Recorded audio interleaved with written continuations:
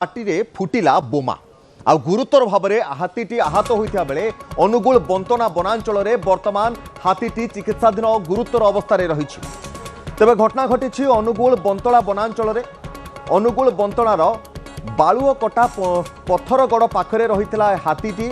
ତା ମୁହଁରେ ଏକ ବୋମା ବିସ୍ଫୋରଣ ହୋଇଥିବା ଜଣାପଡ଼ିଛି। ଅସୁସ୍ଥ ହାତୀର ବର୍ତ୍ତମାନ ଚିକିତ୍ସା କରାଯାଉଛି। ହାତୀ ପାଟିରେ ବୋମା ଫୁଟିବା ଯୋଗୁଁ ହାତୀଟି ଗୁରୁତର ଭାବରେ ଆହତ ହୋଇଥିବା ସୂଚନା ରହିଛି। କେହି ଜଣେ କୌଣସି ଖାଦ୍ୟ ସାମଗ୍ରୀ ସହିତ ବୋମା ରଖିଦେଇଥିବା ଯୋଗୁଁ ହାତୀ ତାକୁ ଖାଇବାକୁ ଉଦ୍ୟମ କରୁଥିବା ସମୟରେ ତାହା ପାଟିରେ ଏହି ବୋମାଟି ଫୁଟି ହାତୀ ଗୁରୁତର ଭାବରେ କ୍ଷତବିକ୍ଷତ ହୋଇଥିବା ଜଣାପଡ଼ିଛି। ତେବେ ପ୍ରାଣୀ ଚିକିତ୍ସକଙ୍କର ସହାୟତାରେ ହାତୀର ବର୍ତ୍ତମାନ ଚିକିତ୍ସା କରାଯାଉଛି। ତେବେ ହଣ୍ଡିରା ହାତୀଟିର ବୟସ 5 ରୁ 6 ବର୍ଷ ହେବ ବୋଲି ମଧ୍ୟ ଜଣାପଡ଼ିଛି। ତେବେ ଅନୁଗୁଳର ପ୍ରତିନିଧି ଭିକାରୀ ମହାନ୍ତି ରହିଛନ୍ତି ଫୋନ୍ ଲାଇନ୍ରେ। ভিকারি গোটে কথাটি জাঁয়া চাইবু বর্তমান হাতির অবস্থা কেমিতি রয়েছে এবং সবুঠার গুরুত্বপূর্ণ কথা হাতি যে বোমাটি খাই দেইছিলা যাহাকু খাদ্য ভাবিকি খাইছিলা তাকু সেটি কিয়ে খঞ্জিছিলা বন বিভাগ পাই ଏହା গোটে বড় চিন্তা তাকু খোঁজি বাহার করিবা। নিশ্চিত ভাবে তপন আমি যদি দেখিবা যে অনুগুল বনখণ্ডর যে বন্তলা রেঞ্জ অছি বালুকটা যে পাখে গাঁ নিকটে গোটে জঙ্গল অছি সেটি আজি সকালে হঠাৎ গোটে অন্ডিরে হাতী আসিলা এবং হঠাৎ মুহ মারিকি পড়িগলা जोटा कि लोक मैंने देखिले वन विभाग को खबर देले अचेत हाथी पड़ जाता जो वन विभाग रेस्क्यू टीम और पशु डाक्तर सातकोशिया पशु डाक्तर अनुगुल वनखंडर पशु डाक्तर मिलित भाव गले हाथी को जो देखिले जे हाथीर पार्टी बोमा फुटी जाइए तार ऊपर जो पार्टी ऊपर भाग अच्छी पूरा गभीर भाव में क्षत होती तेणु हाथी किसी खाई पारनी डाक्तर कहया कथा 5-6 दिन पूर्व ये घटना घटी एवं जी खाद्य जी तार ऊर्जा था ता देह शक्ति थी से दिन से बुलूला जेहेतु 5-6 दिन है खाईनी से हठात से पेट मुह मारिक पड़ जाता बर्तमान जो डाक्तरी टीम जाती चिकित्सा कराई से क्षत जगह को पार्टी भल कि धुआई आंटीबायोटिक लगे सालाइन लगे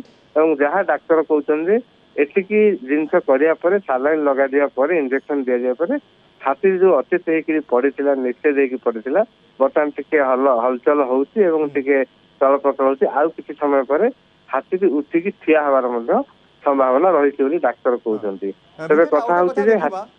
भाव पूर्वर हाथी एवं मनुष्य भितर संघर्ष जो केतेबेले हाथीर जीवन जाउछि तो केतेबेले मनुष्यंकर जीवन जाउछि लोक मानकु सचेतन करबा वन विभाग रे दायित्व रहुछि। निश्चित तपन आम जदि कहवा जे अनुगुल वनखंड में गत किछि दिन है वन विभाग तरफ व्यापक मात्रा नाइट ड्राइविंग करा जाउछि रात्रि काल पेट्रोलिंग करूछंती जो शिकारी माने जोटी खुंट पोटिकी विद्युत तार संयोग जो जंतु शिकार करने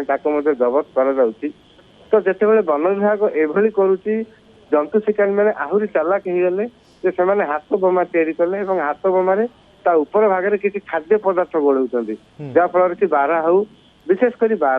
बारा से खाद्य भाविकी खाइब तेणु से हाथी हाबुड़ पड़ जाइए से बम टी जमी हाथी पार्टी भर को नहीं जाइए से बम टी फुटी जाइए तो बर्तमान वन विभाग अधिकारी मान सहित आम कथा होलु से कहया कथा जे निश्चित भाव में घटनार अनुसंधान तदंत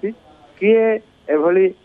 सेठी बोमा पकईला आखपाखे आउ कौटी बोमा पड़ी कि तार छानबीन करी कौटी पड़ जाए अन्य हाथी एमती गुरुतर आहत हो पारती तेणु से सब दिग को वन विभाग दृष्टि दौची किंतु कथा होची जे एभली जो 5-6 वर्ष बयस मात्र हम अंडीरा हाथीटे से एकुटिया बुलूला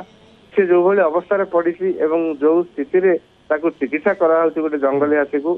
ता निश्चित भाव देखिले जहाँ को भी दया लगे कारण हाथीर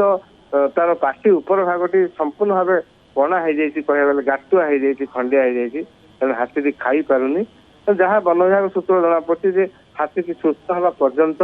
तदारख प्रतिक्रिया शुणी फेरुची।